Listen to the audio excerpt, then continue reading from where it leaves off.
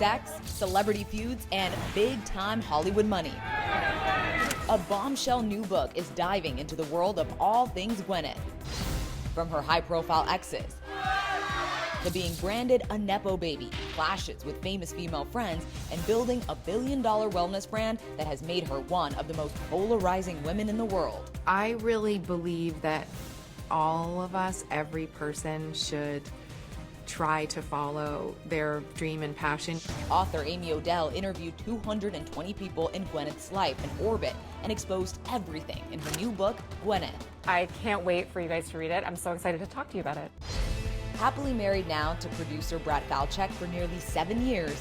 I think we've learned a lot from our previous lives and relationships.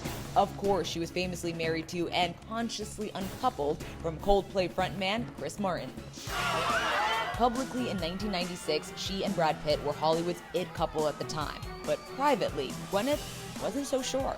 She actually confided to one person I spoke to that she had a crush on Hugh Grant. She was wondering if Brad was sophisticated enough for her. But Brad stayed in the picture until her Shakespeare in Love co-star Ben Affleck became her next flame. So they were intellectually compatible, but also their sexual chemistry was kind of through the roof. They had great sexual chemistry, so they worked together on Shakespeare in Love, and they did not hide anything, even though she wanted to keep her relationship with Ben out of the limelight. On the Call Her Daddy podcast, Gwyneth compared the two relationships. Who was better in bed?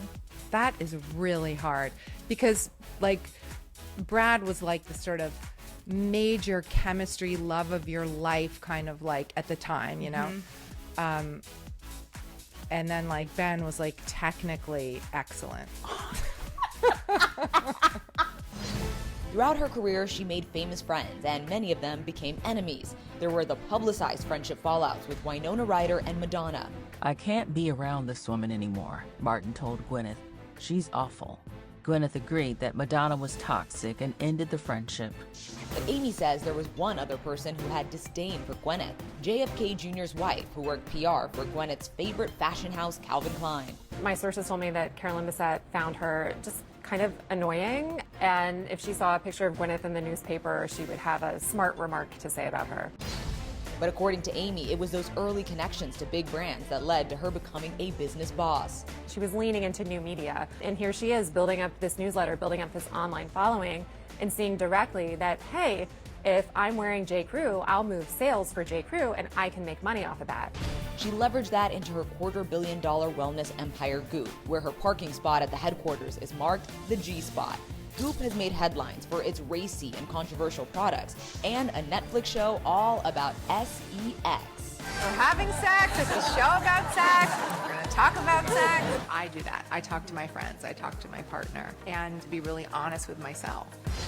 As far as Gwyneth's future, Amy says she could be going back to her acting roots. Now, what chapter is she in? She's going to be starring in a movie with Timothée Chalamet that comes out at the end of 2025. And my sources told me that doing that movie really caused her to reconnect with acting. She hinted at her Hollywood comeback when we talked to her in 2022. I've learned at this point in my life to never say never.